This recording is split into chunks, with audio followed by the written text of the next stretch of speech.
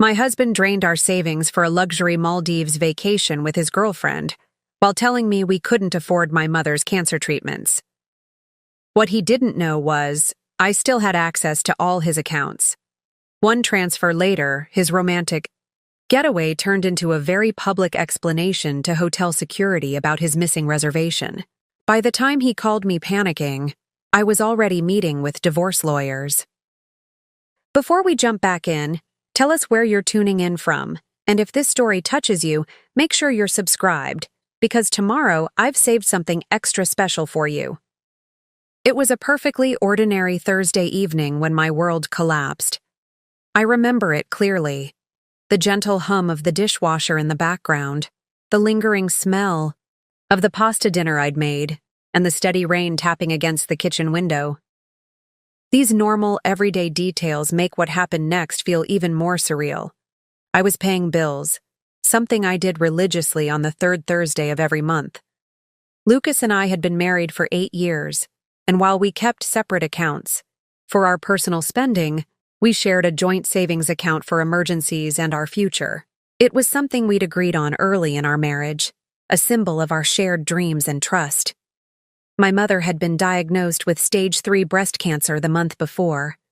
The doctors were optimistic, but the treatment wasn't fully covered by her insurance. Lucas and I had discussed using some of our savings to help cover the gap. "We'll look at the numbers next month," he'd said. "Let's see what we can afford." That night, as I logged into our joint account to transfer my monthly contribution, I noticed something strange. The balance was dramatically lower than it should have been. Not a small discrepancy that could be explained by a forgotten bill or miscalculation. This was a withdrawal of $12,400. My stomach dropped. We had just over $35,000 saved, money for emergencies, for a down payment on a house someday, for starting a family. And now more than a third of it was gone. I scrolled through the recent transactions, thinking there must be some mistake. But there it was. A transfer to Lucas's personal account 3 days earlier. No note, no explanation, nothing to indicate why he would need such a large sum without discussing it with me first. With trembling hands, I texted him. "Just saw a big withdrawal from our savings. Everything okay?" His response came almost immediately. "Yeah, don't worry about it. Had to move some money around for work. We'll explain later." Something in his casual dismissal set off alarm bells. Lucas was an account executive at a marketing firm. There was no reason he'd need to move money around for work, especially from our personal savings. I tried to push away the gnawing feeling in my stomach. I trusted Lucas. There had to be a reasonable explanation. Maybe it was a surprise he was planning, or perhaps he'd found an investment opportunity. Still, the timing couldn't have been worse. Not with my mother's medical bills looming. I finished paying the regular bills, trying to focus on the task at hand, rather than the unexplained withdrawal, but my mind kept returning to it, like a tongue probing a sore tooth. After closing the laptop, I poured myself a glass of wine and tried to relax with a book. But the words blurred on the page, my thoughts too scattered to focus. Lucas came home, late that night, as he had been doing more frequently over the past few months. "Client dinner," he explained with a quick kiss on my cheek. He smelled of expensive cologne and whiskey. "How was it?" I asked, watching his face carefully. "Productive," he said with a shrug, loosening his tie. "Think we're close to landing the Peterson account?" I wanted to ask about the money. It was right there on the tip of my tongue. But something held me back. His slightly glassy eyes, the way he avoided looking directly at me, the unusual stiffness in his movements. Instead, I said, "I talked to Mom's doctor today. They want to start treatments next week. We need to figure out how we're going to help with the costs." Lucas's shoulders tensed visibly. "Kelly, we discussed this. I'm not sure we can swing it right now. Money's tight with the market the way it is. Her insurance should cover the basics." But what about the experimental treatment her oncologist recommended? The one with the higher success rate? Insurance won't touch that, and it could make all the difference. He sighed, the sound heavy with impatience. Look, we have to be realistic here. We can't just throw money at every problem. We have our future to think about too. The words hit me like a physical blow. My mother's life, potentially the difference between life and death, was being dismissed as throwing money at a problem. And this from the man who had just withdrawn over $12,000 without a word of explanation. What about the money you took from our savings? I asked, my voice surprisingly steady, despite the anger rising in my chest. That's a lot. To move around for work. His expression shifted, almost imperceptibly. A flash of something, guilt, annoyance, crossed his face before settling back into careful neutrality. It's complicated, he said, running a hand through his hair. Work stuff. I'll put it back soon. Don't make this a bigger deal than it is, okay? I'm exhausted and not in the mood for an interrogation. He walked past me toward the bedroom. Conversation effectively ended. I sat there in stunned silence, the familiar walls of our living room suddenly feeling like those of a stranger's house.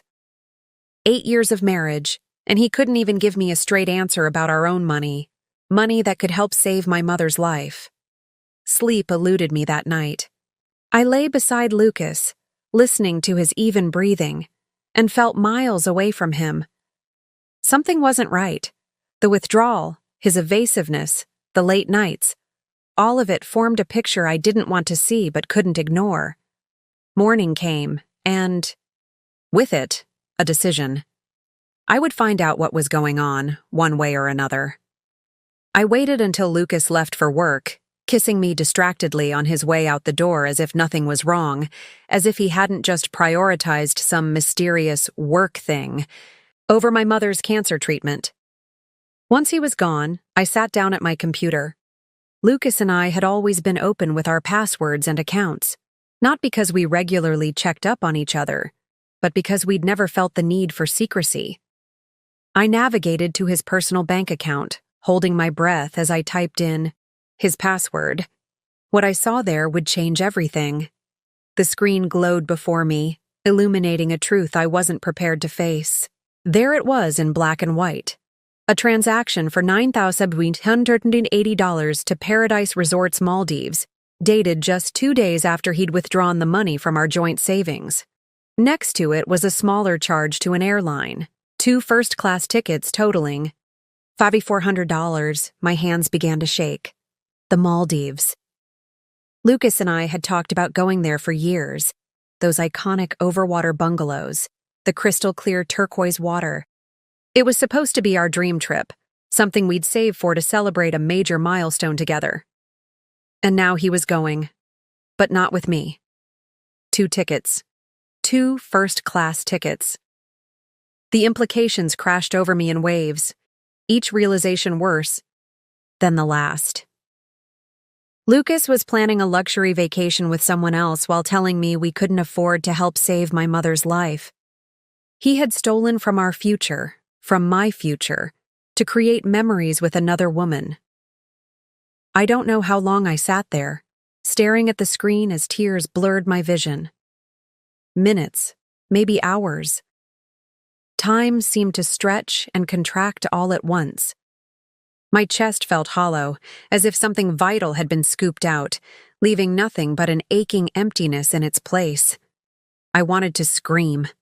I wanted to break things. I wanted to call him immediately and demand answers, to hear him try to explain away the inexplicable. But beneath the hurt and anger, another emotion was taking hold. A cold, clear determination. I scrolled through his transaction history, looking for more evidence. And there it was, a pattern of withdrawals and charges that told a story of their own. Dinners at expensive restaurants I'd never been to. A charge at Tiffany & Co. for $2,300. Hotel charges in the city where we lived. He hadn't even bothered to hide it well. How long had this been going on? How long had I been living with a stranger who wore my husband's face, The thought made me physically ill. Preparing and narrating this story took us a lot of time, so if you are enjoying it, subscribe to our channel. It means a lot to us. Now back to the story. I rushed to the bathroom and retched until there was nothing left inside me. When I finally stood up and looked in the mirror, I barely recognized the woman staring back at me. Her eyes were red-rimmed, her face pale and drawn with shock. But there was something else there too, a hardness that hadn't been there before, a resolve forming around the edges of her pain. I splashed cold water on my face and took a deep breath. Then another. The initial shock was giving way to something more dangerous. Clarity. I thought about my mother, fighting for her life while Lucas decided her treatment wasn't worth throwing money at. I thought about the years I'd spent supporting his career, moves, celebrating his successes as if they were our shared victories. I thought about the children we'd talked about having someday, when we were financially ready, all while he was spending our money on another woman. The pain was transforming, now crystallizing into something sharper, more focused. It wasn't just about the money or even the affair. It was about the casual cruelty of his choices, the calculated selfishness that allowed him to look me in the eye day after day while systematically betraying everything we'd built together. My phone buzzed with a text from Lucas. "Working late tonight. Don't wait up." I stared at the message, a bitter laugh escaping my throat. Working late. Of course. Another lie to add to the growing pile. I didn't respond. What could I possibly say? Enjoy your affair? How's the trip planning going? Does she know you're married? Instead, I set the phone down and returned to the computer. I began taking screenshots, downloading bank statements, creating a digital paper trail of his betrayal. I wasn't yet sure what I would do with this information, but some instinct told me to gather evidence, to protect myself. As I worked, a strange calm settled over me. The tears had stopped. The shaking had subsided. In their place was a focus, so intense it almost scared me. A single-minded determination to not be the victim of Lucas's story. He had made his choice. Now I would make mine. I thought about calling someone, my sister, my best friend, but the words died in my throat. How could I explain what I'd discovered? How could I admit that my marriage, which everyone thought was so perfect, had been built on lies? The humiliation burned almost as intensely as the betrayal. No, this wasn't something I could share. Not yet. First, I needed to figure out what to do next. I closed my eyes, trying to think through the fog of emotions. The Maldives reservation. I checked the confirmation emails in his account. The trip was scheduled for next week. He'd told me he had a business conference in Chicago, another lie in his growing collection. A thought formed, small at first, then expanding until it filled my mind with crystalline clarity. I still had access to all of his accounts. Our finances were still intertwined. And if he could make decisions about our money without consulting me, perhaps I could do the same. My fingers hovered over the keyboard. What I was considering crossed a line. But hadn't he already shattered every boundary between us? Hadn't he already turned our marriage into a zero-sum game where only one of us could win? I didn't want revenge. Not exactly. What I wanted was justice, balance, to reclaim what was rightfully mine. With steady hands, I began to explore my options. The joint savings account from which he'd stolen was in both our names. Legally, I had as much right to that money as he did. And his personal accounts. I had access to those too, not because I'd ever intruded before, but because we'd once trusted each other enough to share everything. That trust was gone now, obliterated by his choices. All that remained was the practical reality. I could see his money and I could move it. I looked at the calendar. The Maldives trip was in 6 days. The resort required full payment upon arrival. The airline tickets were already purchased.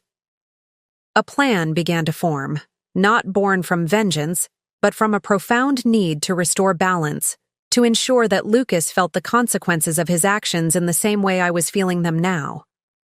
If he could use our money to betray me, I could use that same access to protect myself. I wasn't just a wronged wife. I was a woman with agency, with options. And for the first time since discovering his betrayal, I felt something other than pain. Power. Lucas and I met at a charity fundraiser 8 years ago. I was working for the nonprofit hosting the event, and he was there representing his company, a rising star in his marketing firm, charismatic and ambitious. When he approached me at the end of the night to compliment my work on the event, I was instantly drawn to his confidence, his easy smile, the way he seemed genuinely interested in everything I had to say. Our courtship was a whirlwind. Fancy, restaurants, weekend getaways, thoughtful gifts that showed he'd been paying attention to my casual mentions of things I loved. 6 months in, he surprised me with a trip to Vermont during fall foliage season. He'd remembered me saying it was on my bucket list. Standing among those brilliant red and gold trees, he got down on one knee and promised to build a beautiful life with me. "We're going to be unstoppable together, Kelly," he'd said, slipping the ring onto my finger. "You and me against the world." I believed him. God, I believed every word. The first 2 years of our marriage were everything I'd hoped. Before we moved into a charming townhouse, merged our finances, and started planning for the future. Lucas was supportive of my career at the nonprofit, even though it didn't pay nearly as well as his corporate job. "Do what you love," he'd insist. "I make enough for both of us." I remember the night we created our vision board together. Pictures of our dream house, the places we wanted to travel, even the number of children we hoped to have. We decided to start a joint savings account, our future fund, as Lucas called it. Every month, we'd each contribute a percentage of our income, watching with pride as the balance grew. "This is us building our dreams, brick by brick," he'd say as we updated our budget spreadsheet together. When I think back to those early days, it's hard to reconcile that man with the one who stole from our savings to take another woman to the Maldives. The changes were so gradual, I barely noticed them happening. It started around our 3rd anniversary. Lucas was passed over for a promotion he'd been certain was his. Something shifted in him after that rejection. A new edge to his ambition. A hunger that hadn't been there before. He started working longer hours, networking more aggressively. Weekend brunches with me were replaced by golf games with potential clients. Date nights became increasingly rare, canceled at the last minute for emergency meetings that couldn't wait. I supported him through it all, believing this was just a phase, a necessary sacrifice on the road to success. When he finally got a promotion the following year, I thought things would improve. They didn't. Instead, the goalposts seemed to shift. Now he needed to prove himself in the new position. Now there were bigger clients to land, more important connections to make. Our home became little more than a place where Lucas showered and changed clothes between work commitments. "This is for us," he'd say whenever I expressed concern about how little we saw each other. "I'm building security for our future." Meanwhile, that future kept getting postponed. When I brought up starting a family, something we'd planned to do by our 5th anniversary, Lucas had a new reason why now isn't the right time. First, it was the promotion. Then, it was waiting until he had established himself in the new role. Then, it was the unstable economy. I didn't push back as hard as I should have. Part of me understood his practical concerns, and part of me had grown accustomed to rearranging my expectations around his priorities. I'd become an expert at rationalization, at making excuses for the growing distance between us. Looking back, I can see how the power balance in our relationship shifted so subtly I barely noticed it happening. Lucas began making unilateral decisions about our finances, investments I didn't fully understand, expenses he deemed necessary for his career advancement. The joint decisions of our early marriage gave way to Lucas informing me after the fact, with the assumption that I would agree with his choices, Trust me, he'd say with that confident smile that had once made me feel so secure. I know what I'm doing. And I did trust him.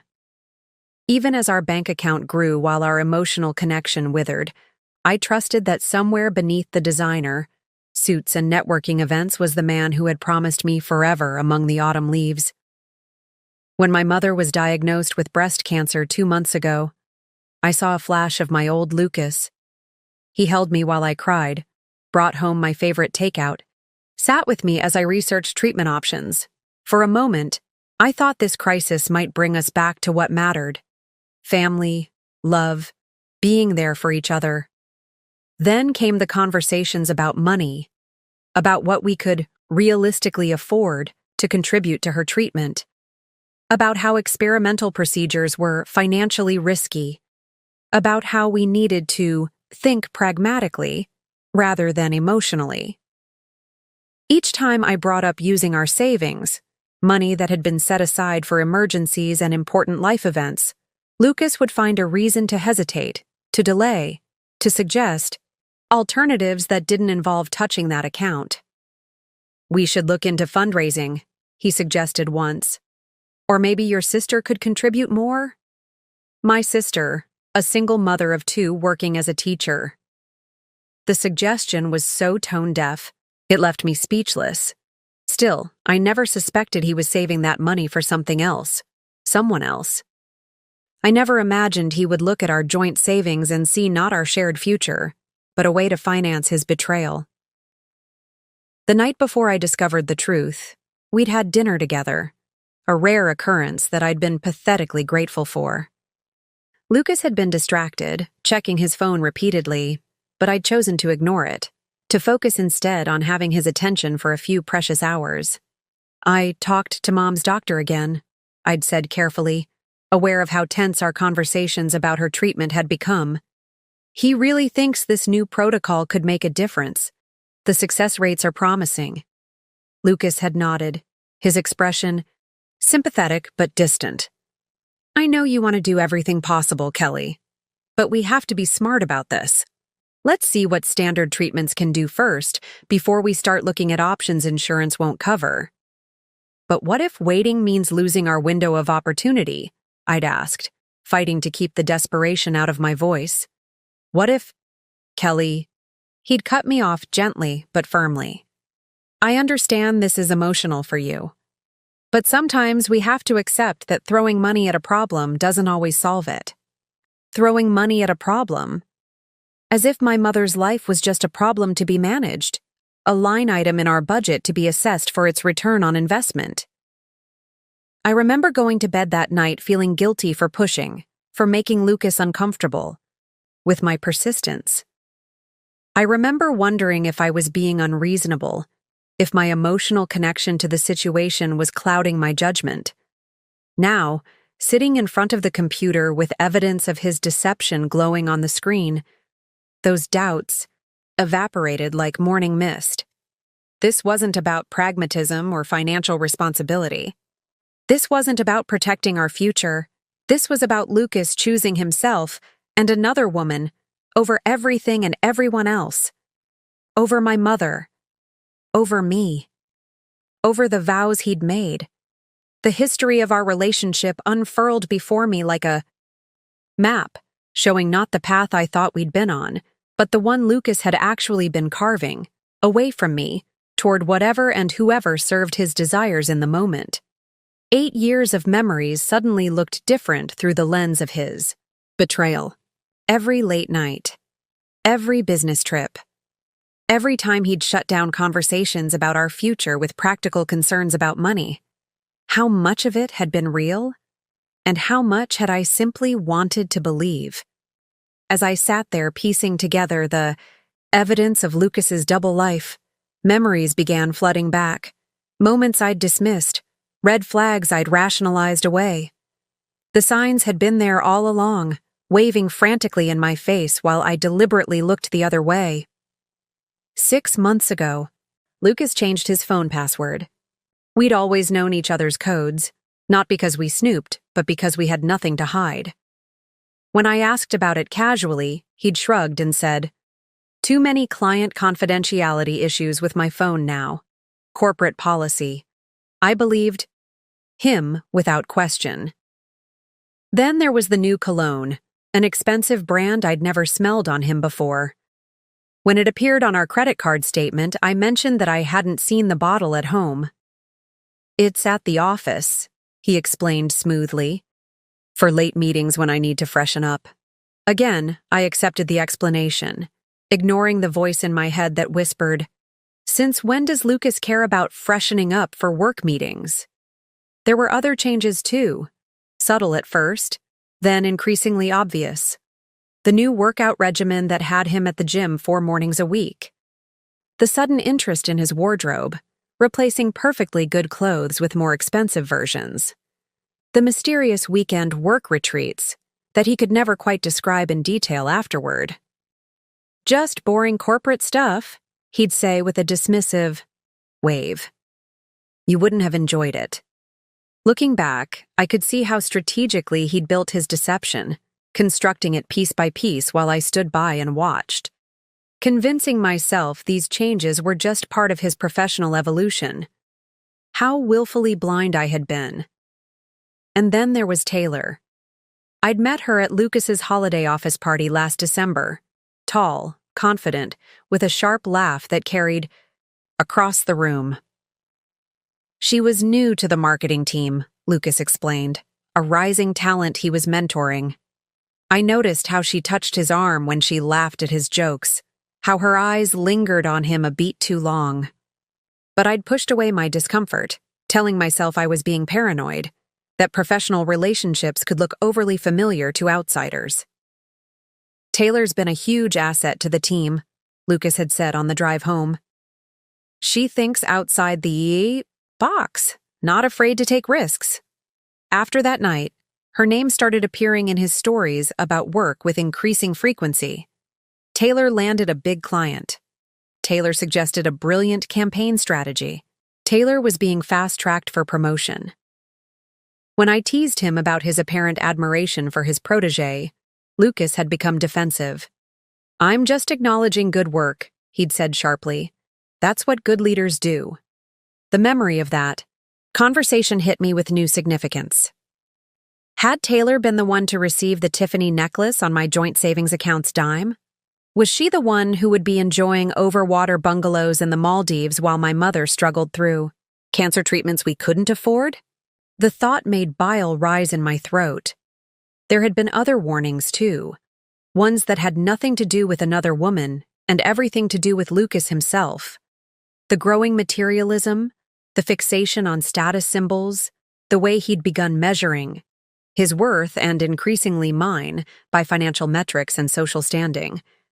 "We should be further along by now," he'd say, comparing our life to those of his colleagues. "Davis just bought a vacation home in Aspen. Johnson's kid is at that elite private school." I'd remind him that we had different priorities, that we were saving for our future family, for experiences rather than possessions. He'd agree in the moment, but those conversations became more frequent, more pointed. When I received a modest raise at the nonprofit where I worked, his congratulations had come with a subtle barb. "That's great, babe." Though in the corporate world, that would barely register as a cost of living adjustment. Little by little, he'd begun making me feel small, as if my contributions, both financial and otherwise, were somehow less valuable than his. As if I should be grateful that he was the primary breadwinner, that he allowed me to work in a field I was passionate about rather than one that maximized earning potential. I'd internalized those messages more than I realized. They had eroded my confidence, my sense of equal partnership in our marriage. They had prepared the ground for me to accept his dismissal of my mother's needs as somehow reasonable, even prudent. There was one memory that stood out from the rest, a conversation so telling I should have recognized it as the turning point it was. We were discussing our 10th anniversary, still 2 years away, but something I'd been excited to plan for. "I've always dreamed of going somewhere truly special for our 10th, I'd said one evening. "Maybe the Maldives? Those overwater bungalows look incredible." Lucas had glanced up from his phone with an odd expression. Not enthusiasm, not dismissal, but something more calculated. The Maldives are expensive, very expensive. I know, I'd acknowledged. That's why I'm bringing it up now. We could start saving specifically for it. Make it our big 10th anniversary gift to ourselves. He'd nodded slowly, still with that strange look. Maybe. If we can afford it by then. If we can afford it. The man who had just spent nearly $15,000 on a luxury vacation with another woman had made me feel unreasonable for wanting to plan a special anniversary trip 2 years in advance. The revelation struck me like a physical blow. Lucas wasn't just a cheater. He was a manipulator who had systematically diminished my expectations while elevating his own desires. He had created a world where my wants were impractical splurges, while his were justified entitlements, and I had let him do it. I had participated in my own diminishment, accepted the gradual redefinition of our partnership into something unrecognizable from what we'd started with. The thought filled me not just with anger at Lucas, but with a new emotion, disappointment in myself. How had I let this happen? When had I stopped being an equal partner and become instead a supporting character in Lucas's story? As these realizations washed over me, my phone buzzed with another text from Lucas. Might need to go to Chicago a day early for the conference. We'll let you know. Chicago, the business conference that was actually a romantic getaway to the Maldives. Another lie, so casually delivered. I set the phone down without responding, a strange calm settling over me. The time for denial had passed. The time for accepting whatever crumbs of truth Lucas deigned to share was over. In that moment, I made a decision, not just about what to do with my discovery of his betrayal, but about who I wanted to be moving forward. I was done being passive, done accepting less than I deserved, done prioritizing Lucas's desires over my own needs. And my mother's. I looked again at the reservation details for the Maldives trip. Paradise Resorts required the remaining balance to be paid upon arrival, but they also had a policy about modifications and cancellations. All changes had to be made at least 72 hours before check-in. Lucas and his girlfriend would be arriving in just under a week, which meant I had 3 days to decide exactly how I wanted to handle this situation. 3 days to reclaim my power, 3 days to ensure that Lucas understood what it felt like to have the rug pulled out from under him. Whatever I decided, one thing was certain. I would no longer be the woman who looked the other way, the woman who made excuses for her husband's behavior, the woman who doubted her own worth, that Kelly was gone, and she wasn't coming back. I slept surprisingly well that night, a deep, dreamless sleep that seemed to draw a line between who I had been yesterday and who I was becoming today. When I woke, the crushing pain I had expected was replaced by something different, a cold, clear purpose that sharpened my thoughts and steadied my hands. Before Lucas left for work, I played my part perfectly. I smiled over coffee, asked about his day ahead, mentioned that I'd be visiting my mother at the hospital. Not a word about what I knew, not a flicker of the rage and betrayal churning beneath my calm exterior. I'll be home late again, he said, straightening his tie in the hallway mirror. Presentation for the Williams account tomorrow. No problem, I replied, impressed by my own steady voice. I've got plenty to keep me busy. He kissed my cheek, the casual, distracted kiss of someone going through the motions, and headed out the door. I watched him drive away, wondering if he was texting Taylor already, coordinating details for their upcoming getaway.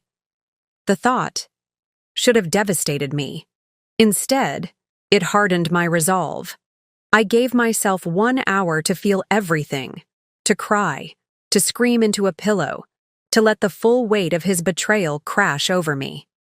60 minutes to mourn the death of my marriage, the loss of the future I had believed in. Then I dried my tears, washed my face, and got to work. First, I called my mother's oncologist. Without mentioning the specifics of my situation, I asked about payment plans for the experimental treatment, about timelines and success rates. The doctor was clear. While no outcome was guaranteed, patients who began this protocol earlier had significantly better responses. Waiting even a month could make a crucial difference. If financial concerns are the primary obstacle, he said gently, I'd encourage you to explore all options. This treatment shows considerable promise for cases like your mother's. All options. The words echoed in my mind as I hung up the phone. Lucas had removed certain options from the table, deemed them too expensive while simultaneously spending a small fortune on his affair. But he wasn't the only one who could make financial decisions. Not anymore. Next, I called Olivia, my closest friend since college and, conveniently, a divorce attorney. I need to meet with you, I said when she answered. Professionally, not socially. There was a pause on the other end. Kelly? What's going on? I'll explain everything in person, but I need to know my options. All of them. As soon as possible. To her credit, Olivia didn't press for details. She cleared her schedule for lunch, and 3 hours later, I was sitting in her office, laying out everything I had discovered. The missing money, the Maldives reservation, the pattern of deception. Olivia listened without interruption, her professional mask slipping only occasionally to reveal flashes of outrage on my behalf. When I finished, she leaned back in her chair and took a deep breath. Okay, first things first. Documentation. We need to preserve all evidence of his financial infidelity before he realizes you know and tries to cover his tracks. She walked me through the process. What to save? How to save it? What additional information I should try to gather? Then she turned to the more complex questions. About the money, she said carefully. Legally, you have every right to access your joint savings account. That money belongs to both of you, but his personal accounts are more complicated. I'm not planning to empty his accounts, I assured her, though the thought had certainly crossed my mind. I just want what's fair. What's mine? Fair and legal aren't always the same thing, Olivia cautioned. I understand the temptation to take action, especially given the circumstances with your mother's treatment. But we need to be strategic here. We spent the next hour discussing options, potential pitfalls, and the likely timeline for divorce proceedings. By the time we finished, I had a clear understanding of the road ahead, and it wasn't going to be quick or easy. One last thing, Olivia said as I gathered my things to leave. As your friend, not your lawyer, are you sure this is what you want? No chance of reconciliation? I considered the question seriously. Was there any version of the future where I could forgive Lucas, rebuild trust, move forward together? He chose a luxury vacation with his girlfriend over my mother's cancer treatment, I said finally. Even if I could forgive the affair, I can't forgive that calculation. That level of selfishness. He showed me exactly who he is and what matters to him. Olivia nodded, understanding in her eyes. Then we'll make sure you come out of this with what you deserve. I left her office feeling both lighter and heavier. Lighter from having shared my burden. Heavier from the knowledge that my marriage was truly over, that the painful process of disentangling our lives was just beginning. As I drove to the hospital to visit my mother, a plan began to take shape in my mind. Not just for the legal separation, but for something more immediate. Something that would ensure Lucas felt the consequences of his actions in a tangible, unmistakable way. My mother was having a good day when I arrived. The chemotherapy hadn't robbed her of her sharp wit or her uncanny ability to read my mood. Something's happened, she said as soon as I sat beside her bed. Tell me. I hesitated. She was fighting her own battle. Did she need the added stress of mine? But we had always been honest with each other, and I knew she would see through any attempt to shield her. I hesitated. She was fighting her own battle. Did she need the added stress of mine? But we had always been honest with each other, and I knew she would see through any attempt to shield her. So I told her everything, watching her face cycle through shock, anger, and then a fierce protective fury I hadn't seen since I was a child being bullied in elementary school. "That absolute bastard," she said when I finished, her voice low but intense. "Using my illness as his excuse while spending your money on some— Mom," I interrupted gently. "Your blood pressure." She took a deep breath, visibly reining in her anger. "What are you going to do?" I shared the outlines of the plan forming in my mind. Not just the long-term legal strategy Olivia and I had discussed, but the more immediate action I was contemplating. My mother listened carefully, her expression shifting from concern to something approaching admiration. When I finished, she reached for my hand. "Are you sure about this? There will be no going back." "I'm sure," I said, squeezing her fingers. "I've spent years compromising, accommodating, making excuses for his behavior. I'm done being that person." She studied my face for a long moment, then, with a decisive nod, "Good. It's about time." We spent the rest of the visit discussing her treatment options, the logistics of the experimental protocol, and how we would manage the costs. I didn't tell her exactly what I planned to do about the money. Some things were better left unsaid, even between mothers and daughters. When I left the hospital, the sun was setting, painting the sky in shades of pink and gold. That seemed oblivious to the turmoil of human lives below. I sat in my car, watching the colors deepen, and felt a strange sense of calm wash over me. The Kelly who had awakened yesterday morning, trusting, naive, willing to shrink herself to fit within the boundaries Lucas defined, was gone. In her place was someone I was just getting to know.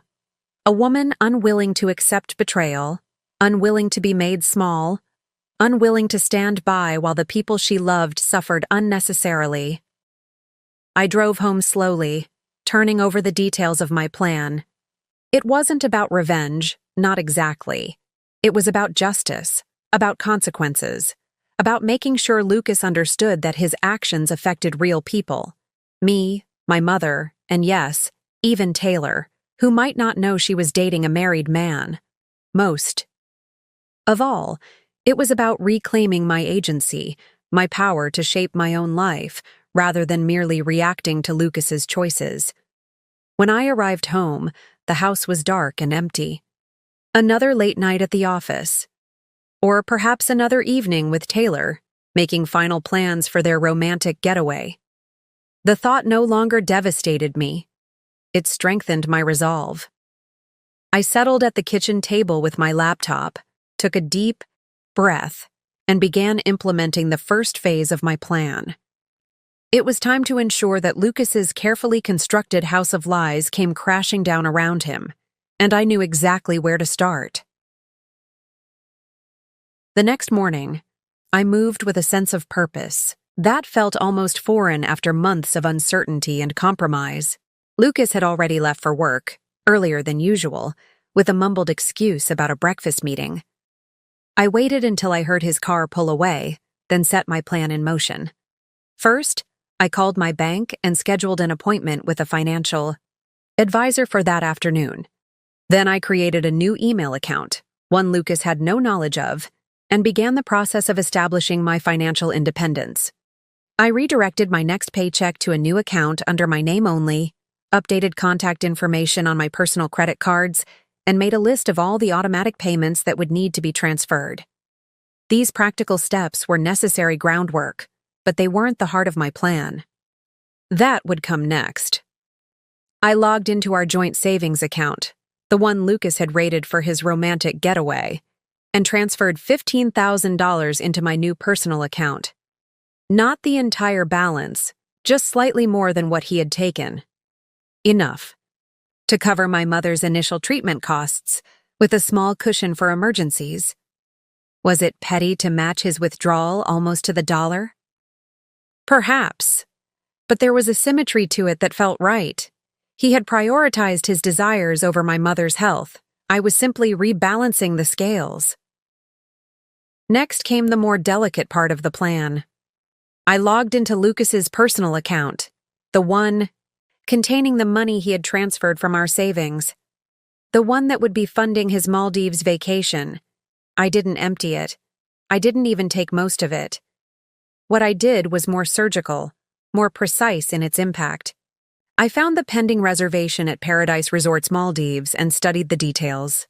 The remaining balance, just over $8,000, was to be paid upon arrival. The reservation included a romantic over-water villa, champagne service, couples massages, and a private sunset dinner on the beach. All for Mr. and Mrs. Lucas Whitaker. A detail that made me wonder if Taylor knew she was posing as me, or if Lucas had simply used our married status for convenience. Either way, it was time to make some adjustments. I called the resort directly, using the confirmation number from Lucas's email. When the cheerful reservations agent answered, I adopted my most polite, slightly apologetic tone. "Hi there, this is Kelly Whitaker. My husband made a reservation for next week, but we need to make some changes." The agent located the reservation and confirmed the details. "How can I help you modify your stay, Mrs. Whitaker?" "Unfortunately, my husband will no longer be able to join for the trip," I explained, letting a note of disappointment creep into my voice. "So I'll be traveling alone and would like to switch to a smaller villa." "I'm so sorry to hear that," the agent said with practiced sympathy. "We do have garden villas available which are perfect for solo travelers. Would you like me to make that change for you?" "That would be wonderful," I agreed. "And could you please update the reservation to be under my name only, Kelly Whitaker?" After confirming a few more details and adjusting some of the couple's activities to solo experiences, I had successfully transformed Lucas's romantic getaway into my personal retreat. The new arrangement also reduced the total cost by nearly $4,000, money that would remain in Lucas's account, untouched by me. I wasn't stealing from him. I was simply ensuring that the vacation he had planned with our joint savings would benefit me instead of his mistress. The moral calculus seemed fair, even if the legal ground was somewhat murky.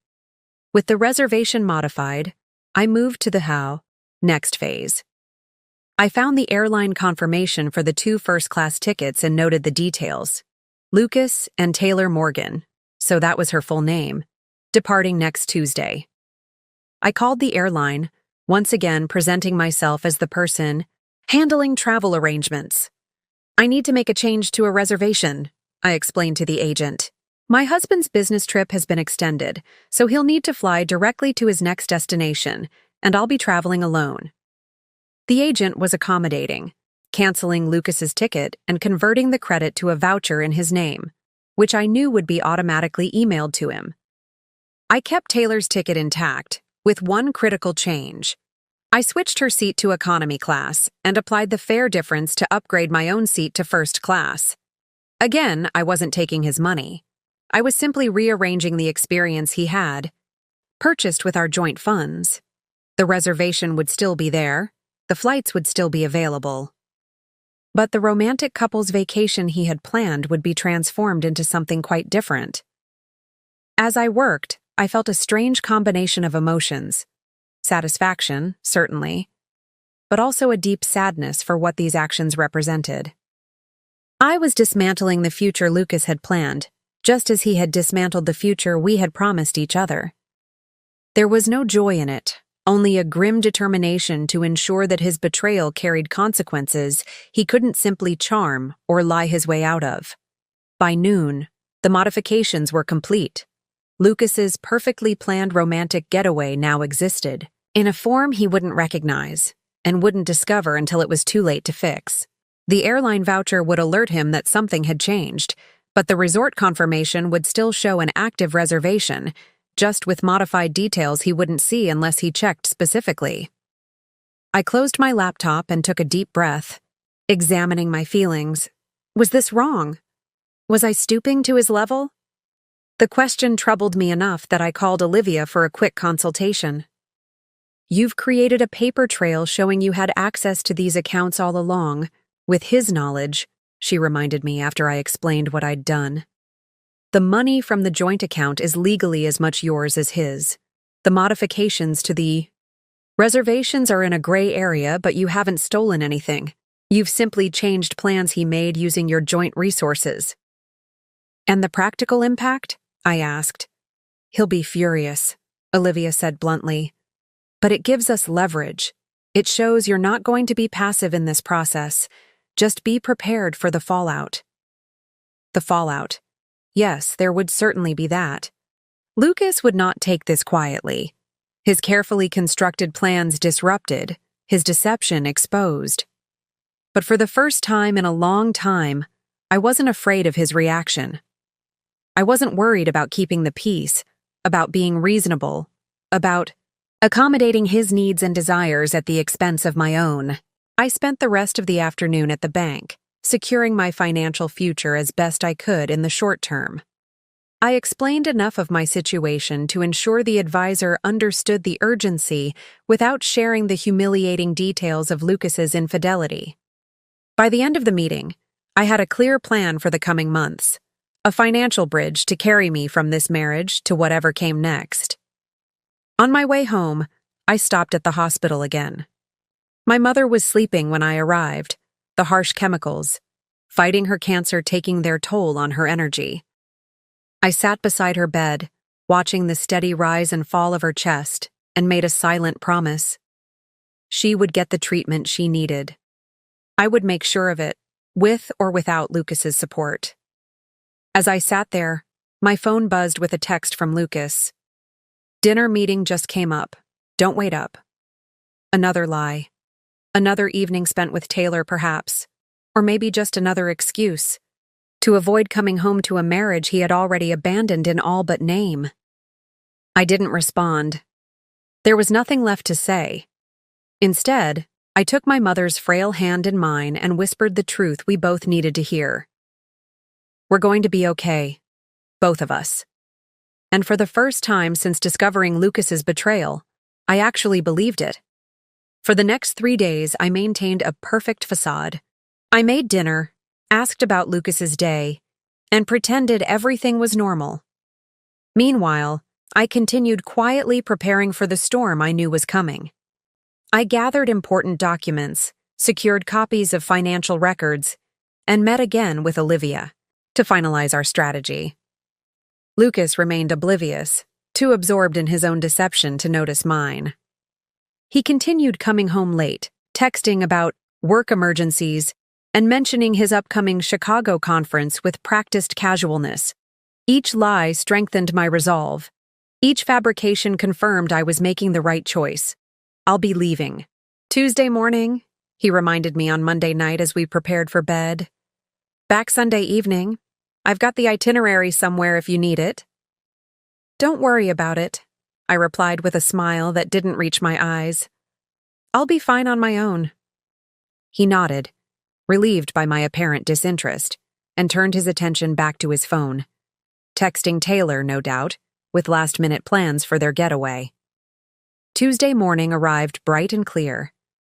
Lucas left early for his flight to Chicago, kissing me goodbye with a tenderness that now felt like another lie. I watched him drive away, knowing that the next time I saw him, everything would be different. I had taken the day off work, partly to visit my mother, but mostly to be available when reality finally caught up with Lucas. The airline would have sent him the notification about his changed ticket, but if he was like most people, he'd only glance at the confirmation time and flight number without reading the details. The real shock would come at the airport. At 10:47 a.m., exactly 17 minutes after his scheduled departure time, my phone rang. Lucas's name flashed on the screen. I took a deep breath and answered. Hello? What the hell did you do? His voice was tight with barely controlled fury. I'm not sure what you mean, I replied calmly.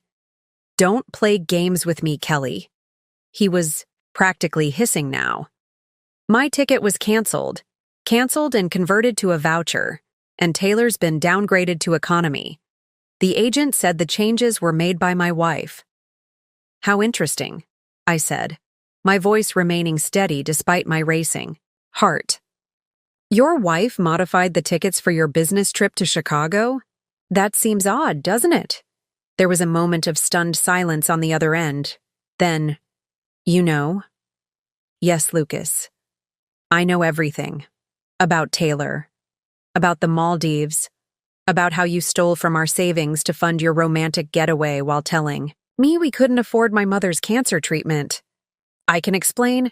I'm sure you can. I cut him off.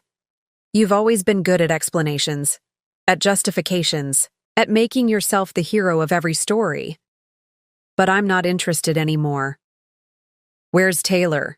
He demanded, changing tactics. What did you tell her? I didn't tell her anything, I said truthfully. Her ticket is still valid, just not in first class anymore. Whether she chooses to use it is up to her.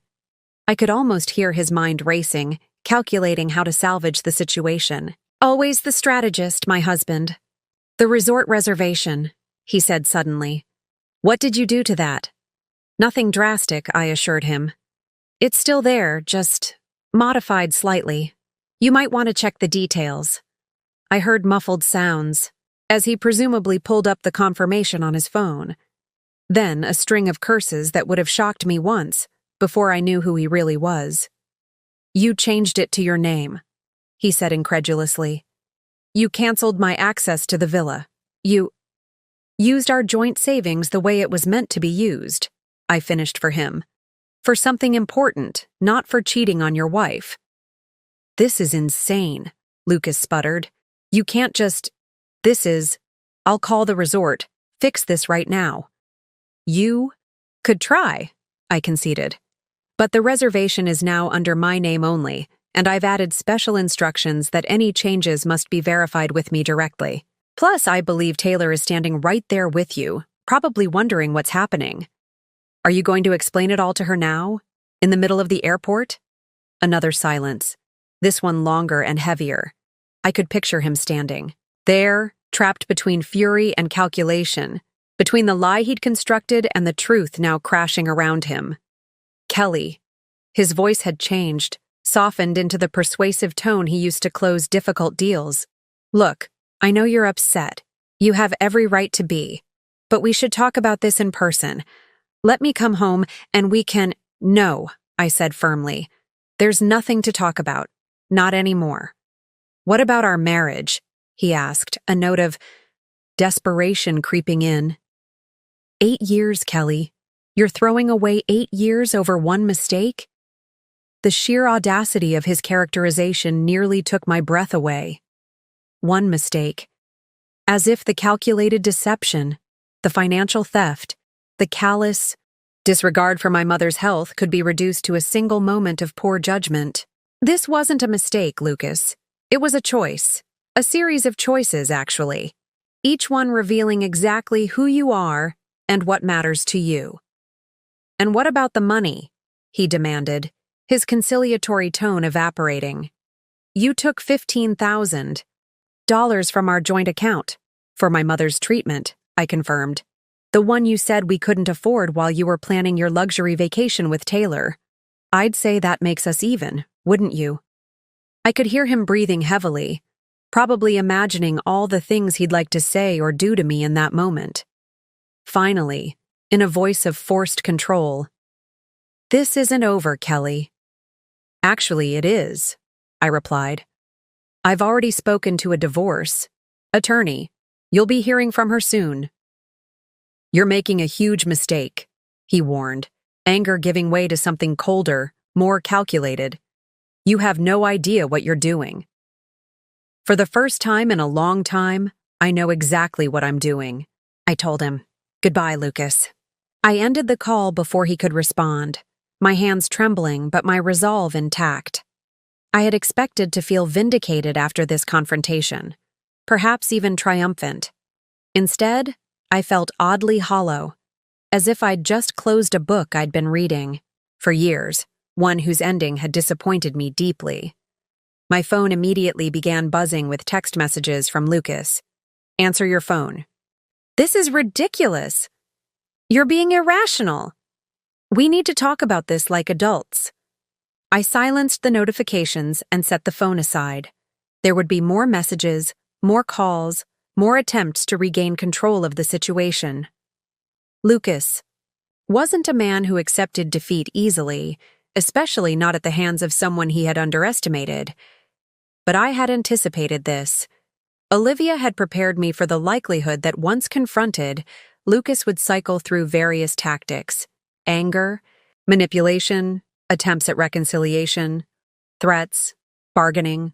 The key was to remain firm, to not engage beyond what was absolutely necessary.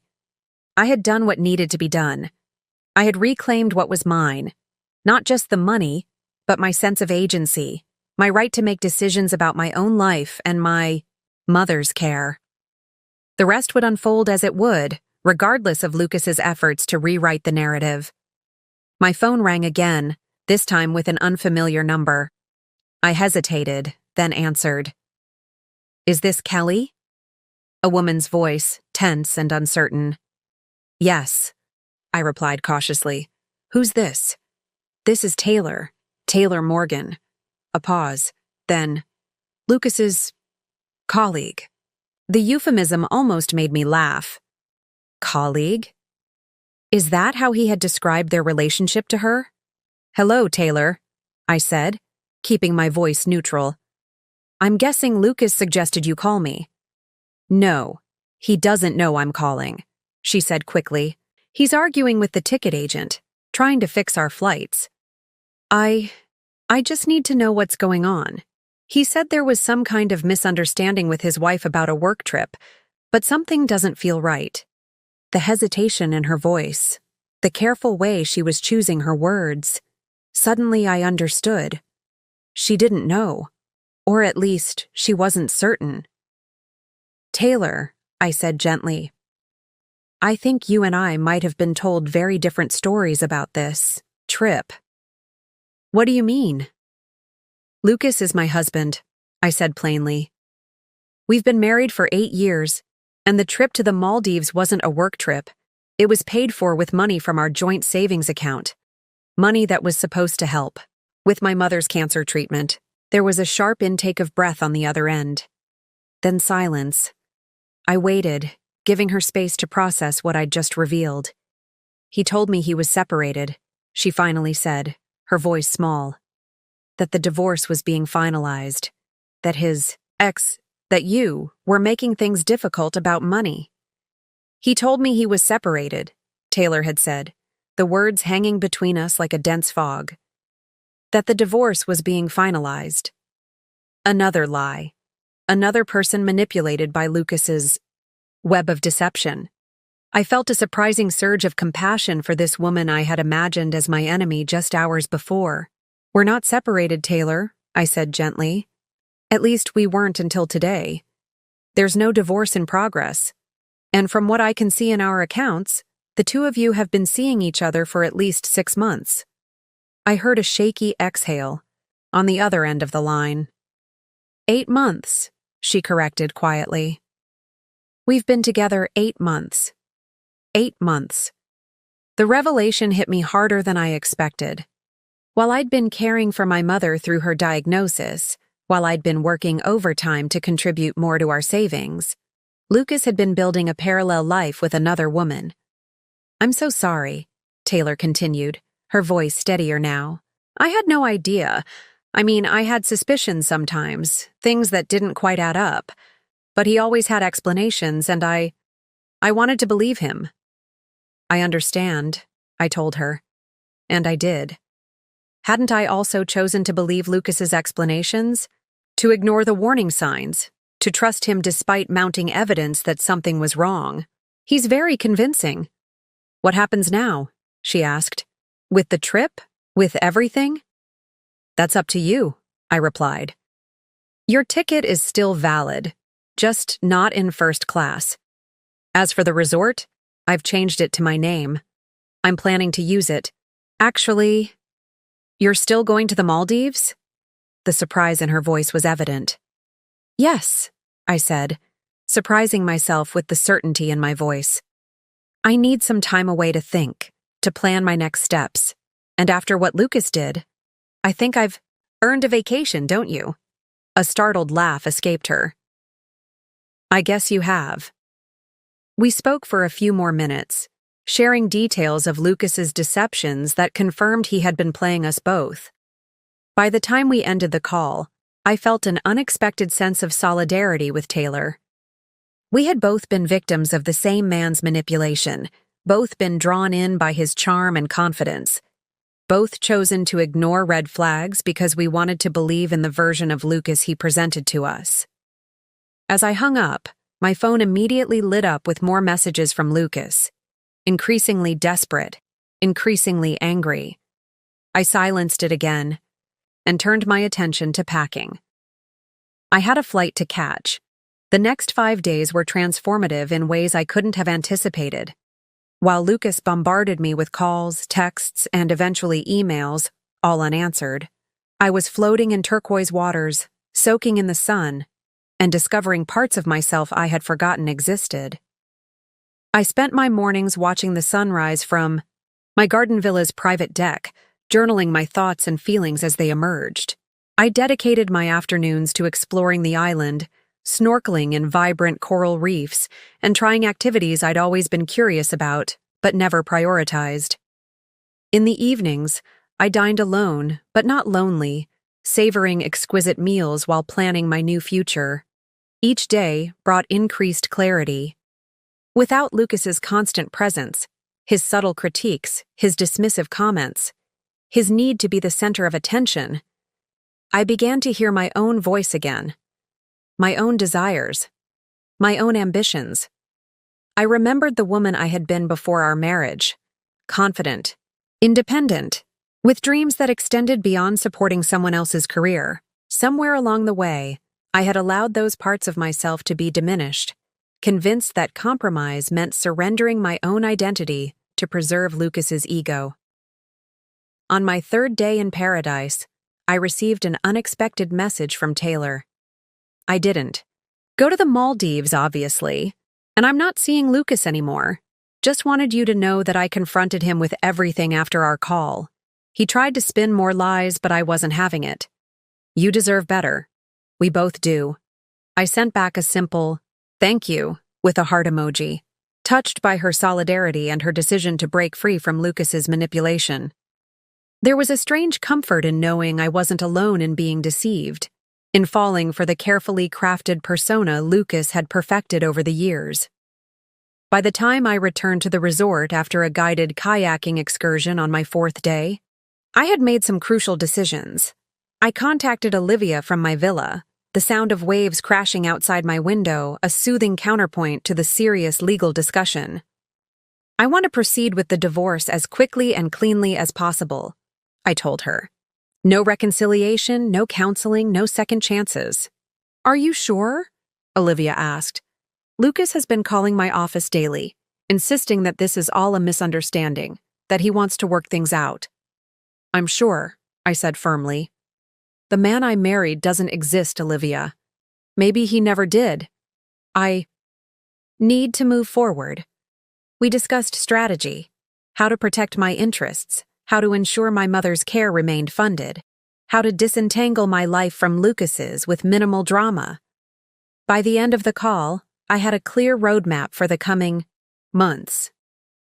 Next, I called my mother's oncologist and scheduled the experimental treatment to begin the following week. The cost was significant, but with the money I'd reclaimed from our savings, it was manageable. The doctor was cautiously optimistic about her chances, especially now that we weren't delaying for financial reasons. We'll fight this together, I promised my mother when I called to tell her the news. No more waiting, no more compromises. I'm proud of you, she said softly. For taking control, for standing up for yourself. Your father would be proud too. Her words brought tears to my eyes. My father had passed away 5 years earlier, a kind, principled man who had adored my mother until his last breath. How different from the husband I had chosen. How had I missed the contrast for so long? On my final day in the Maldives, I took a solo sunset cruise around the island. As the sky exploded in shades of orange and pink, I reflected on the journey that had brought me here, not just physically to this paradise, but emotionally to this place of strength and self-discovery. I thought about the money Lucas had stolen from our savings, intended for this very vacation with another woman. In a strange way, his betrayal had become a gift, the catalyst for my awakening, for reclaiming my power, for rediscovering the woman I had been and could be again. The Kelly who had discovered Lucas's deception just a week ago would have been devastated by the end of her marriage. She would have blamed herself, wondered what she could have done differently, perhaps even begged for another chance to make things work. But the Kelly watching this spectacular sunset felt something completely different, a profound sense of liberation. The pain was still there, the betrayal still raw, but overshadowing both was a growing excitement about what came next. A life redesigned on my own terms. A future limited only by my imagination, not by someone else's expectations. When I returned to my villa that evening, I found an email from Lucas, his 20th unanswered message since I'd left. Unlike the others, this one had a simple subject line. I understand now. Against my better judgment, I opened it. Kelly, I realize you may never read this, but I need to say it anyway. I've spent the past 5 days trying to blame you, to justify my actions, to convince myself that you're overreacting. But the truth is, I destroyed something precious because I was selfish and entitled. What I did to you was unforgivable. The money, the lies, Taylor, all of it. But worse was how I made you feel small, how I dismissed your mother's needs, how I put my wants above everything and everyone else. I won't ask for another chance. I don't deserve one. I just want you to know that I see it now. What I've done, who I've become, and I'm sorry. Be happy, Kelly. You deserve that more than anyone I know. Lucas. I read the message twice, searching for the manipulative undertones I'd come to expect from him. But for once, Lucas seemed to be speaking plainly, without agenda or calculation. I closed the email without responding. Perhaps someday I would acknowledge his apology, when the wound wasn't so fresh, when I could do so without reopening the door to his influence in my life. For now, it was enough to know that he recognized the damage he had caused. As I packed my bags for the return flight, I felt a quiet certainty settling in my bones. The path ahead wouldn't be easy. Divorce rarely is, especially when significant assets are involved.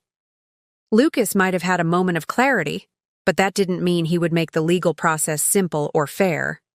But I was ready. The woman returning home was not the same one who had discovered her husband's betrayal a week ago. She was stronger, clearer about her boundaries, unwilling to accept less than she deserved. The money that Lucas had intended to spend on betrayal had instead funded my rebirth.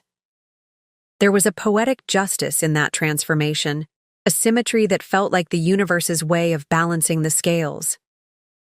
Tomorrow, I would return to real life, to divorce proceedings and medical appointments, to rebuilding and reimagining. But I would carry this week with me, this precious time of rediscovery, this peaceful interlude between the life I had accepted and the life I would create. The flight home from the Maldives gave me 8 uninterrupted hours to prepare myself for what lay ahead. I expected chaos, Lucas demanding explanations, friends asking uncomfortable questions, colleagues whispering behind my back. What I didn't expect was the bombshell waiting in my inbox when I connected to airport Wi-Fi during my layover in Dubai. The email came from Carter Williams, Lucas's closest friend and colleague. The subject line was cryptic. You should know the whole truth. I hesitated before opening it. Carter had been in Lucas's life since college, his loyal wingman through every phase of his career. If anyone would defend Lucas's actions or try to persuade me to reconsider the divorce, it would be Carter. But curiosity won out, and I clicked on the message. Kelly, This is probably the last thing you want right now, but I can't stay silent anymore. What Lucas did to you was inexcusable, and you deserve to know that the Maldives trip was just the tip of the iceberg. The Taylor situation isn't new. Lucas has had a pattern of infidelity throughout your marriage, carefully hidden, compartmentalized, justified with the same excuses each time. I've looked the other way, told myself it wasn't my business. I regret that now. But there's more. The reason your joint savings had become so important to Lucas recently isn't just about the affair. He's in serious financial trouble. The success he's been projecting, the expensive suits, the luxury car, the lavish client dinners, it's been built on mounting debt and increasingly risky investments. 3 months ago, he borrowed $50,000 from me, swearing it was a temporary cash flow issue. Last week, I discovered he's been using that money not to stabilize his finances as promised, but to maintain appearances while digging himself deeper. I'm telling you this not to hurt you further, but because you need to protect yourself. Whatever. Financial arrangements you're making for the divorce? Be careful. The Lucas you thought you knew, the successful, financially secure provider, doesn't exist anymore. I should have spoken up sooner. I'm sorry. Carter. I read the email 3 times, each reading bringing a new wave of shock. It wasn't just that Lucas had cheated. He had constructed an entire false reality, presenting himself as the successful provider while secretly drowning in debt. All those times he'd made me feel small for my modest nonprofit salary, for my impractical career choices, while he was borrowing money to maintain his facade of success. The revelation should have devastated me, but instead, I felt an odd sense of validation. This wasn't about me. It had never been about me. Lucas's behavior, the criticism, the affairs, the financial control, stemmed from his own insecurities, his desperate need to appear successful at any cost. I forwarded Carter's email to Olivia, with a brief note, "We need to talk about this ASAP." Then I boarded my connecting flight, my mind racing with implications. By the time I arrived home, Olivia had already begun investigating. She called as I was unlocking my front door, stepping into the house that no longer felt like mine. "Carter's information checks out," she said without preamble. "I had my team do some digging. Lucas has 3 maxed-out credit cards, a second mortgage you weren't aware of, and significant investments in high-risk ventures that have tanked. He's at least $200,000 in debt, possibly more." I sank onto the sofa, surveying the living room that suddenly seemed filled with props rather than a life we'd built together. The expensive artwork Lucas had insisted we needed. The designer furniture. That was an investment in our future. All of it purchased with money we didn't have, to create an impression that wasn't real. "What does this mean for the divorce?" I asked, my voice steadier than I expected. "It changes our strategy completely," Olivia replied. "You're in a stronger position than we thought, but also potentially at greater risk. He's going to be desperate to maintain access to your income, to your good credit score. We need to move quickly to protect your assets." We spent the next hour outlining a revised approach, immediate financial separation, forensic accounting to trace where the money had gone, protective measures to ensure Lucas couldn't incur more debt in my name. "What about the house?" I asked, looking around at the space that had once represented our shared future. "Given what we now know, selling is your best option," Olivia advised. "The equity should be split, but we'll push for a larger percentage. For you, given the circumstances." As we wrapped up the call, another thought occurred to me. What about my mother's treatment? If Lucas's finances are this bad, "The money you transferred from your joint savings is secure," Olivia assured. "You acted before there were any liens or judgments against the account. That was lucky timing." Lucky timing, or perhaps instinct. Some part of me had sensed the urgency, had known on a level I wasn't consciously aware of that I needed to act quickly to protect what mattered most. After ending the call with Olivia, I walked through the house, really seeing it for the first time in years. The carefully curated space told the story of the people Lucas wanted us to be, not who we actually were. The formal dining room we rarely used. The home office furnished with an antique desk that cost more than my first car. The guest bedroom, decorated for visitors who never came. I opened the closet in our bedroom, Lucas's side filled with designer suits, custom shirts, shoes that cost a month's salary at my nonprofit. The physical manifestation of his deception hanging neatly in a row. My phone buzzed with a text from an unknown number. "Kelly, it's Carter. Just checking you got my email. I know it was a lot to take in. Let me know if I can help with anything. Else?" I hesitated, then replied, "I got it. Thank you for telling me the truth. It explains a lot." His response came quickly. "There's one more thing. Lucas doesn't know I've reached out to you, but he's been trying to liquidate assets, move money around. Be careful." Another piece of the puzzle clicked into place. Lucas is increasingly frantic. Messages during my time in the Maldives, his sudden understanding in that final email. They weren't just about saving our marriage. They were about saving himself from financial ruin. I thanked Carter again, then sat on the edge of the bed, processing this new reality. The man I had married, the successful, confident provider who had made me feel less than for my more modest career, had been a fiction. A carefully maintained illusion that was now crumbling, revealing the deeply insecure, morally compromised man beneath. In a strange way, the revelation was liberating. The doubts I'd carried, that I wasn't successful enough for Lucas, that I didn't contribute enough to our partnership, that my work wasn't as valuable as his, were based on a comparison with something that didn't exist. I had been measuring myself against a mirage. My phone rang, interrupting my thoughts. Lucas. After a week of ignoring his calls, I decided to answer. It was time to face reality. All of it. Kelly. His voice was carefully controlled, the confident, business tone he used when trying to manage difficult situations. "I'm glad you picked up. We need to talk." "Yes, we do," I agreed calmly. "I know about the debt, Lucas. All of it." There was a moment of stunned silence. Then, "What are you talking about?" "Please don't," I said wearily. "Carter told me everything. The credit cards, the second mortgage, the failed investments." "I know." Another silence, longer this time.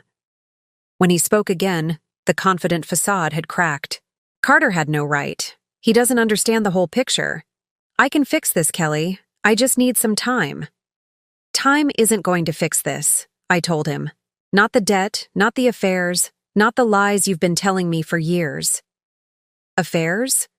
His voice rose sharply. "Taylor was a mistake, yes. But—" "Stop lying," I interrupted. "I know about the others, too." A heavy exhalation on the other end of the line. "Kelly, please. I know I've made mistakes, serious ones.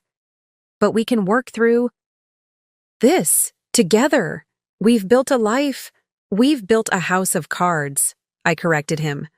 "And it's collapsing, Lucas. I'm not going to be buried in the rubble with you." "What do you want?" he asked, defeat creeping into his voice. "Money? The house? What will it take to fix this?" "It can't be fixed," I said simply. "But it can be ended cleanly. Olivia will be contacting your lawyer with terms. I suggest you cooperate." "And if I don't?" A hint of the old Lucas emerged, calculating, looking for leverage. "Then everyone will know," I said quietly. "Your clients, your colleagues, your family, everyone will know that the successful Lucas Whitaker is drowning in debt, cheating on his wife, and using other people's money to fund his lifestyle. Is that what you want?" The threat hung between us, not delivered with malice, but with the simple clarity of truth. Lucas had spent years constructing his image, his reputation. It was the foundation of everything he valued. I'll cooperate, he said finally.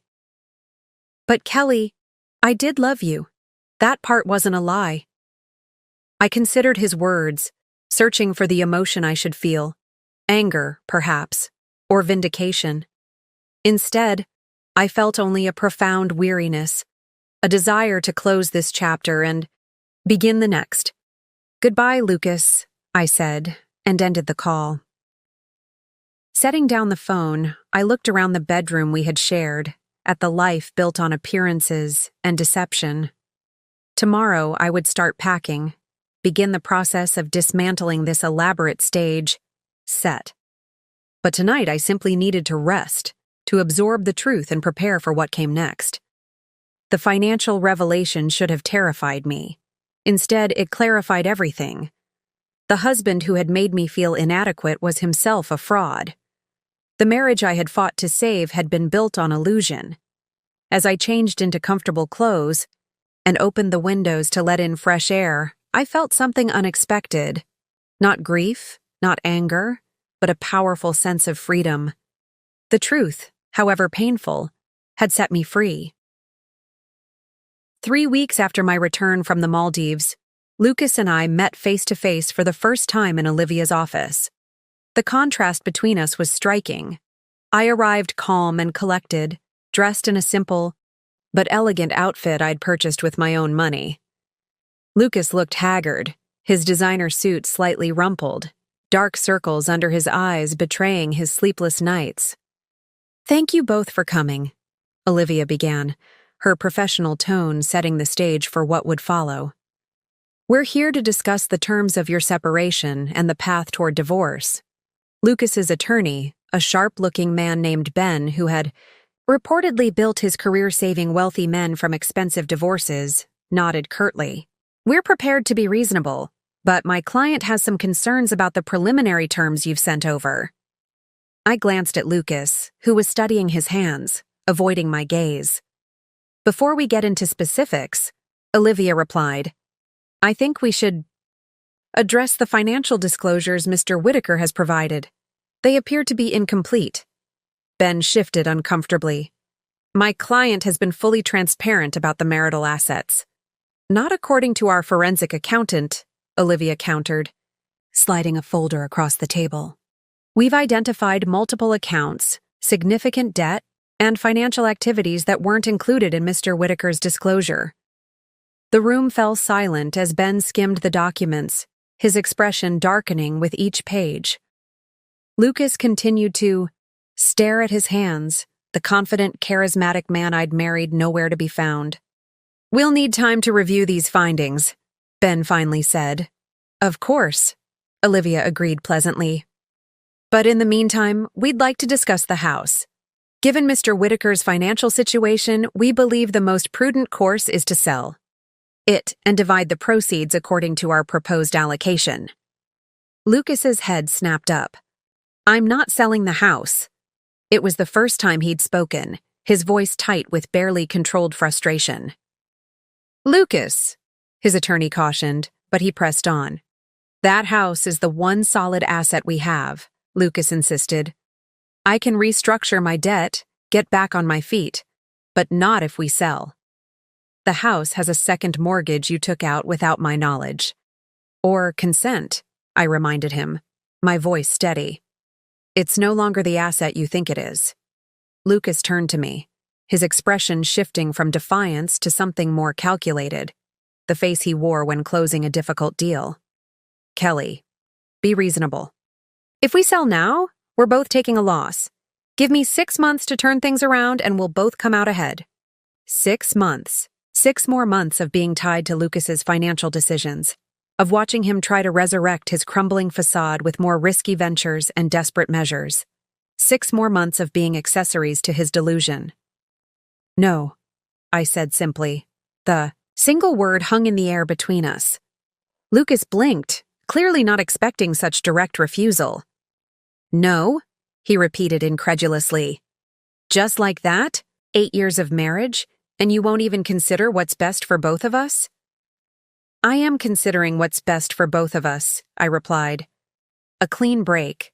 financial separation, the chance to start over without the weight of each other's expectations or disappointments. "This is because of the Maldives," he said, his voice hardening. "You're punishing me for one mistake." I felt a familiar emotion rising, the need to explain, to justify, to make him understand. But this time I recognized it for what it was. The remnant of an old pattern where my feelings required validation from Lucas to be real. "This isn't about punishment," I said instead. "It's about finally prioritizing my needs after years of diminishing them to accommodate yours." Lucas leaned forward, his voice dropping to the intimate tone he'd used so effectively throughout our marriage. "Kelly, I know I hurt you. I know I made terrible mistakes. But we built a life together. Doesn't that count for something?" I studied his face, the face I had once loved, had once believed in completely. There was sincerity there, perhaps even genuine regret. But behind it, I could still see the calculation, the man measuring how much contrition to display to achieve his desired outcome. "Yes," I agreed. "It counts for something. It counts as a chapter in both our lives that's now ending. The divorce settlement should be fair to both of us, Lucas. But fair doesn't mean you get to dictate the terms anymore." His expression hardened. "So that's it? You've made up your mind? And nothing I say matters?" "What would you say?" I asked quietly. "That you're sorry? That you'll change? That the affairs and the lies and the financial deception were all aberrations, not indicative of who you really are?" I shook my head. "I've heard it all before, Lucas. I don't believe it anymore." The mask slipped completely then. "You'd be nothing without me," he snapped, old resentments flooding to the surface. "Your little nonprofit job, your community service, projects. I supported all of that. I carried us while you played at having a career. There it was, the real Lucas, the one who had always seen my work as less valuable, my contributions as less significant. The one who had systematically diminished me to elevate himself. But his words didn't wound me as they once would have. Instead, I felt an unexpected surge of gratitude for the clarity his cruelty provided, for the final confirmation that I was making the right choice. "Thank you," I said, surprising everyone in the room, including myself. "For what?" Lucas asked, suspiciously. "For reminding me exactly why this marriage needs to end." I turned to Olivia. "I think we've said all that needs to be said today. Please proceed with the terms as we discussed." Olivia nodded, gathering her papers. "We'll email a revised proposal incorporating our findings by the end of the week. I suggest you review it carefully," she added, addressing Ben. As we prepared to leave, Lucas made one final attempt. "Your mother's treatment," he said quietly. "How are you managing that without my income?" The question was meant to unsettle me, to remind me of my financial dependence. Instead, it highlighted how little he understood about the woman I had become. "Mother's treatment is no longer your concern," I told him. "I'm handling it." And I was. Between the money I'd reclaimed from our savings, a promotion at the nonprofit I'd received while in the Maldives, and a part-time consulting role Olivia had connected me with, I was standing on my own financial feet, for the first time in years. As I walked out of the conference room, Lucas called after me, "This isn't over, Kelly." I turned back one last time, meeting his gaze directly. "Yes, Lucas, it is." And in that moment, we both knew it was true. 1 year later, I stood in the kitchen of my new apartment, morning light streaming through windows that faced east, my deliberate choice, a small daily reminder that each day brought new beginnings. The space was modest compared to the showcase home I'd shared with Lucas, but every corner reflected choices I'd made for myself, pieces of a life I was building on my own terms. The divorce had been finalized 4 months earlier. Not the quick, clean break I'd hoped for. Lucas had fought at every turn, deploying delaying tactics and emotional manipulation until his financial situation became so dire that settlement became his only viable option.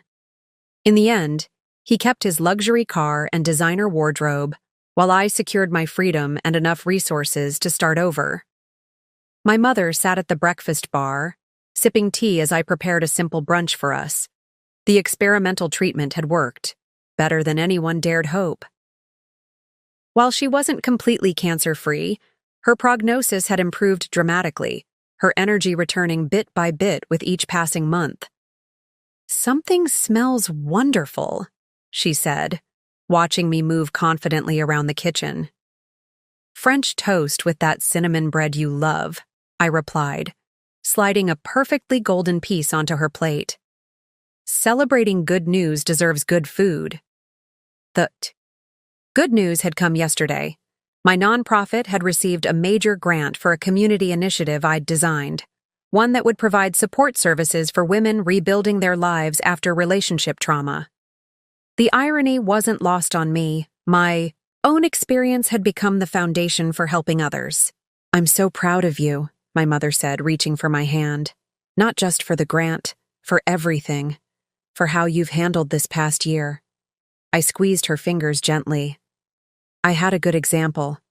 You taught me resilience long before I needed it." We ate in comfortable silence for a while, enjoying the simple pleasure of being together, of having weathered our respective storms. Outside, spring was asserting itself after a long winter, new growth pushing through the soil in the small container garden on my balcony. "Have you heard anything from Lucas?" she asked eventually, the question tentative. "Carter mentioned he's taken a job in Seattle," I said. "Apparently, he's telling everyone it's a fantastic opportunity, but the reality is he needed to escape his debt and start fresh somewhere new."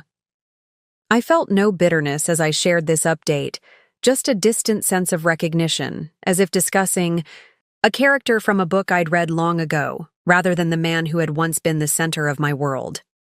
"Do you ever regret it?" my mother asked.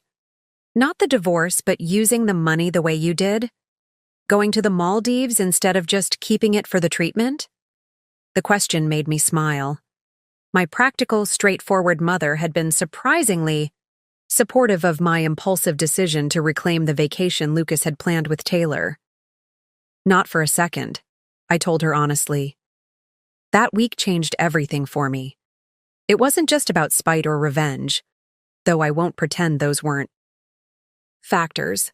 It was about proving to myself that I could take something meant to hurt me and transform it into something healing. And it had been healing. Those days of solitude and self-discovery, of reconnecting with parts of myself that had been dormant during my marriage. The woman who returned from that trip was fundamentally different from the one who had discovered her husband's betrayal. Stronger, clearer, unwilling to settle for less than she deserved. "The money was important for your treatment," I continued. "But that trip was essential for my treatment, for recovering from what Lucas had done to my sense of self." My mother nodded, understanding in her eyes. "Sometimes the most important journey isn't the one you take across the world, but the one you take back to yourself." "Exactly," I agreed. And I needed both. After brunch, we moved to the small balcony, enjoying the spring sunshine as we discussed plans for the coming months. The future, which had once seemed so frightening in its uncertainty, now felt full of possibility. "I ran into Sabrina yesterday," my mother mentioned casually. "She asked about you." Sabrina had been my closest friend before Lucas, the one who had expressed concerns when our relationship moved so quickly, who had gently suggested that perhaps I was losing myself in his larger-than-life personality. I had distanced myself from her, unwilling to hear the truth she was trying to share. "I've been meaning to call her," I admitted. "I owe her an apology." "She doesn't want an apology," my mother said. "She wants her friend back. Another piece of the puzzle, another relationship to rebuild." The process of reclaiming my life wasn't just about financial independence or professional accomplishments. It was about reconnecting with the community I had allowed to wither during my marriage, about rebuilding the support network Lucas had subtly encouraged me to abandon. Later that afternoon, after my mother had gone home, I sat down to write in the journal I'd started in the Maldives. The practice had become a daily ritual, a way to process my evolving understanding of what had happened and who I was becoming in its aftermath. 1 year ago today, I discovered my husband had stolen from our savings to take another woman on a luxury vacation while refusing to help with my mother's cancer treatment. It should have been the worst day of my life. In many ways it was. But it was also the beginning of something I couldn't have imagined then. A journey back to myself, to a life designed on my own terms rather than in response to someone else's expectations. What I've learned in this year of rebuilding: trust your instincts. They're usually right, even when your conscious mind isn't ready to accept what they're telling you. Financial independence isn't just about money, it's about agency, about the power to make choices based on your own values rather than someone else's priorities. The people who truly love you want you to be more of yourself, not less. They celebrate your growth rather than feeling threatened by it. Healing isn't linear. Some days you move forward, some days you slide back. Both are part of the process. And perhaps most importantly, you can't control what happens to you, but you can control how you respond. The same event that breaks you can be the one that ultimately remakes you, stronger, wiser, more authentically yourself than before. I closed the journal, feeling the familiar sense of peace that came with reflection. The pain of Lucas's betrayal hadn't disappeared entirely. I suspected it never would. But it had transformed into something different, something constructive rather than destructive. In using our joint savings to claim the vacation he had planned, with his girlfriend, I had done more than exact a measure of justice.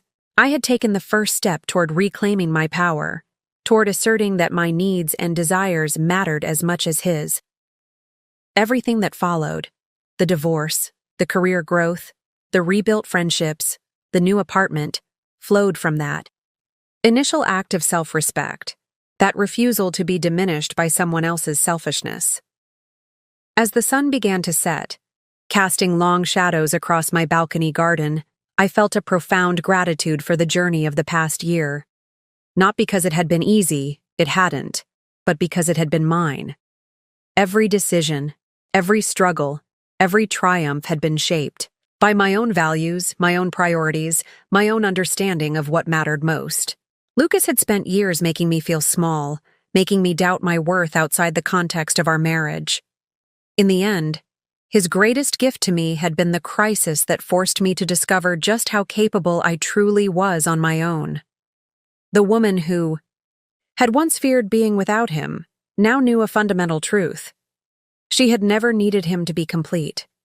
She had only needed to remember who she was, to reclaim the strength and clarity that had been hers all along.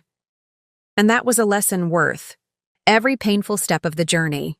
Up next, you've got 2 more standout stories right on your screen. If this one hit the mark, you won't want to pass these up. Just click and check them out. And don't forget to subscribe and turn on the notification bell so you don't miss any upload from us.